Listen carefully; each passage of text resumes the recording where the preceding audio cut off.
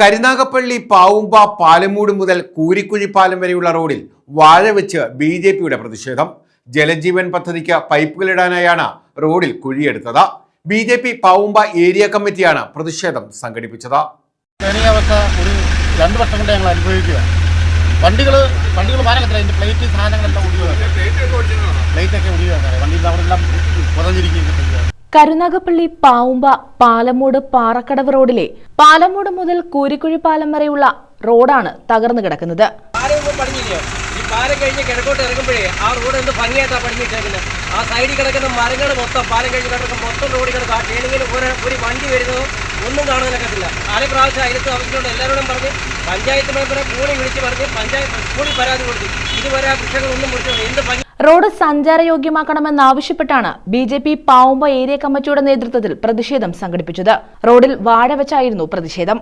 Pavumba area president Shiju, area secretary Santhosh, Madhu, Brahmanandan, Sujaraj എന്നിവർ പ്രതിഷേധത്തിന് നേതൃത്വം നൽകി.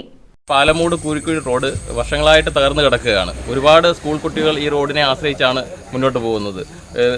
ദിനംപ്രതി ഒരുപാട് അപകടങ്ങളും കുട്ടികളെല്ലാം ഈ കുഴിയിൽ വീണ് ഒരുപാട് അപകടങ്ങളും ഒക്കെ സാക്ഷ്യം വഹിക്കുകയുണ്ടായി നാട്ടുകാർ.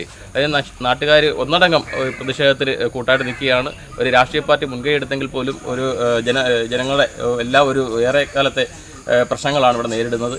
നിരവധി തവണ ജനപ്രതിനിധികൾക്ക് ഈ നാട്ടിലെ ജനങ്ങളും പ്രദേശവാസികളും ചേർന്ന് പരാതി നൽകുകയും എന്നാൽ മനുഷ്യത്വപരമായ ഒരു സമീപനങ്ങളും സ്വീകരിക്കാൻ ഈ ജനപ്രതിനിധികൾക്ക് കഴിഞ്ഞിട്ടില്ല. നിരവധി തവണ ഈ സ്കൂൾ ബസ്സുകൾ കടന്നു പോകുന്ന ഈ മാർഗം എത്രയും പെട്ടെന്ന് തന്നെ സഞ്ചാരയോഗ്യമാക്കാൻ വാർഡ് മെമ്പറോടും ബ്ലോക്ക് മെമ്പറോടും അതോടൊപ്പം തന്നെ സ്ഥലം MLA CR മഹേഷ് അവர்களോടും നിരവധി തവണ പറഞ്ഞിട്ടുള്ളതാണ്. എന്നാൽ ഇതുവരെയും ഇത് ഒരു സമീപനമായ ഒരു നിലപാടും സ്വീകരിക്കാൻ അവർക്ക് കഴിഞ്ഞിട്ടില്ല. News bureau, Thazhava.